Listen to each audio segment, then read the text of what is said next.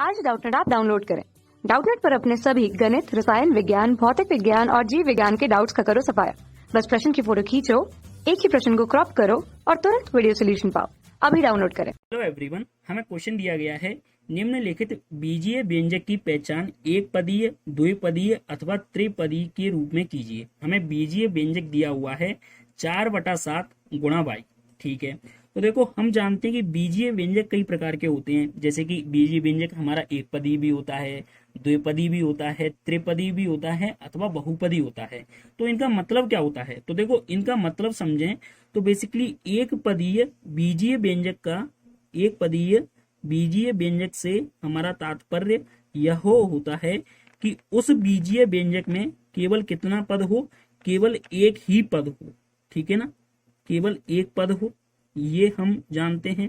जैसे कि एग्जाम्पल में हम प्रश्न को ही देख सकते हैं। प्रश्न में हमें क्या दिया गया है, 4/7 y। इसमें देखो आपको कहीं भी दूसरा पद दिखाई दे रहा है? नहीं दिखाई दे रहा, इसमें केवल एक ही पद है। तो इसलिए इस प्रश्न का उत्तर हमारा एक पदीय बीजीय व्यंजक हो जाएगा। यानी जो 4/7 y है वो किसको निरूपित करता है? एक पदीय बीजीय व्यंजक को निरूपित करता है। ठीक है, तो ये तो हमारा इस प्रश्न का उत्तर हो गया। लेकिन इसके बाद अगर हम समझना चाहें कि भाई द्विपदीय बीजीय व्यंजक क्या होता है, तो देखो उसको समझ लेते हैं, फिर हमें समझ में आ जाएंगे।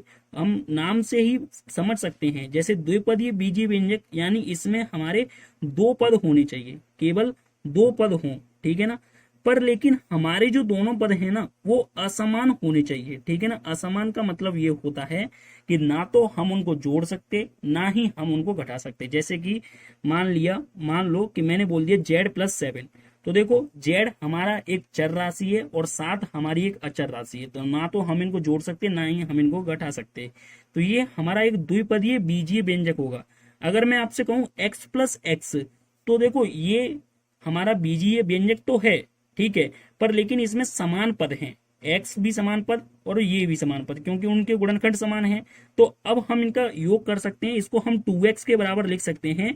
तो ये हमारा एक द्विपदीय बीजीय व्यंजक ना होकर के एक पदीय बीजीय व्यंजक होगा। ठीक है ना, तो यहां से हमें ये बात ढंग से समझनी होगी कि बेसिकली द्विपदीय बीजीय व्यंजक वे पद होते हैं जिसमें केवल दो पद हों लेकिन असमान होने चाहिए। ठीक है ना, तो उसी प्रकार हम कहेंगे कि भाई अगर त्रिपदीय बीजीय व्यंजक है तो 3 असमान पद होने चाहिए, बहुपदी है तो 2 या 2 से अधिक असमान पद होने चाहिए।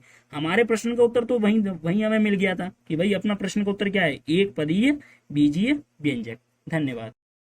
कक्षा 6 से 12वीं से लेकर नीट, IIT, JEE वो एडवांस के लेवल तक 1 करोड़ से ज्यादा छात्रों का भरोसा।